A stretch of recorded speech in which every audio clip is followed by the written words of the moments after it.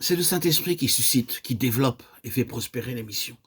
C'est lui qui fait naître dans le cœur du croyant une sorte de jalousie pour la gloire du Maître, une vraie compassion pour les âmes qui se perdent, ainsi que la foi aux promesses et l'obéissance aux commandements reçus. C'est lui qui appelle les croyants à réunir leurs efforts, qui décide les missionnaires à partir, qui ouvre les portes et qui prépare le cœur des païens à désirer et à recevoir la parole de Dieu. C'est lui aussi qui fait prospérer l'œuvre, qui plante la croix, là même où Satan règne, et qui réunit autour d'elle les rachetés du Seigneur. Oui, les missions sont tout particulièrement l'œuvre du Saint-Esprit. Aussi, nul ne peut s'attendre à être rempli du Saint-Esprit s'il n'est pas prêt à s'employer aux missions, et aucun de ceux qui veulent travailler à l'œuvre des missions ne doit redouter sa faiblesse ou son incapacité. Car le Saint-Esprit est là pour le préparer à prendre dans cette œuvre la place que Dieu lui assignera. Que tous ceux qui prient pour les missions et qui voudraient voir un véritable esprit missionnaire dans l'Église demandent que l'Esprit ait toute liberté d'action dans chacun de ses membres, dans ses cultes et ses œuvres. Après qu'ils eurent jeûné et prié, ils les firent partir. Eux donc étant envoyés par le Saint-Esprit descendirent à Séleucie. Leur départ était donc à la fois l'œuvre de l'Église et l'œuvre de l'Esprit. Voilà la position normale. On voit des hommes qui sont envoyés par le Saint-Esprit tout seuls, au milieu de l'indifférence ou de l'opposition de l'Église. Le Saint-Esprit fait son œuvre. On voit aussi des hommes qui sont envoyés par l'Église seule. Elle trouve convenable de faire cette œuvre. Elle l'a fait, mais sans guère user de ce jeûne et de ces prières qui témoignent du besoin de recourir à l'Esprit et de ne rien faire sans lui. Heureuse l'Église qui se laisse guider par l'Esprit, heureuse la mission qui a été inspirée par l'Esprit et qui attend de lui seule lumière et bénédiction. 10 jours de prière et d'attente, et alors l'Esprit descendit en langue de feu. Voilà comment on acquit l'Église à Jérusalem.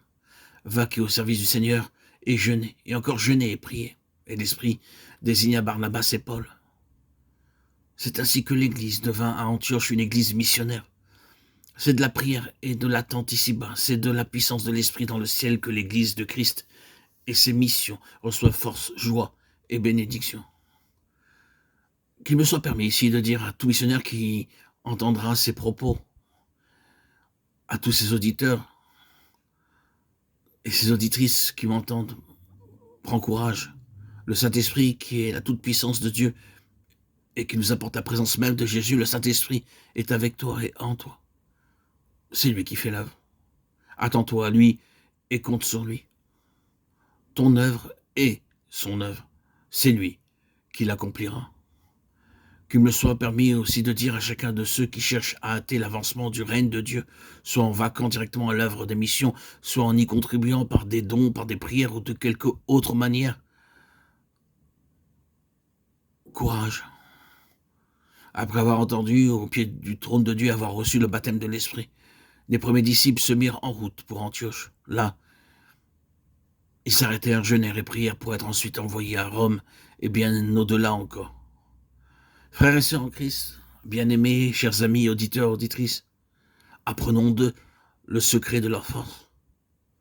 Que tout ami des missions, que tout ouvrier dans le champ des missions commence donc par chercher à être rempli de cet esprit divin qui fait des missions son œuvre à lui. Témoignons hautement que l'Église et le monde ont besoin de croyants qui soient animés de l'Esprit et de la présence de Christ et qui le prouvent par leur vie. Que ces croyants-là se réunissent ensemble dans l'antichambre de leur roi pour attendre, comme jadis les disciples à Jérusalem, pour vaquer et jeûner, comme plus tard les disciples à Antioche. Aujourd'hui, comme autrefois, l'Esprit descend d'en haut avec puissance. C'est lui qui appelle et qui décide à partir toujours. Il est prêt à convaincre de péché, à faire connaître Jésus, à amener par milliers les pécheurs à ses pieds. Il nous attend. Attendons-nous à lui, qu'il soit le bienvenu en nous.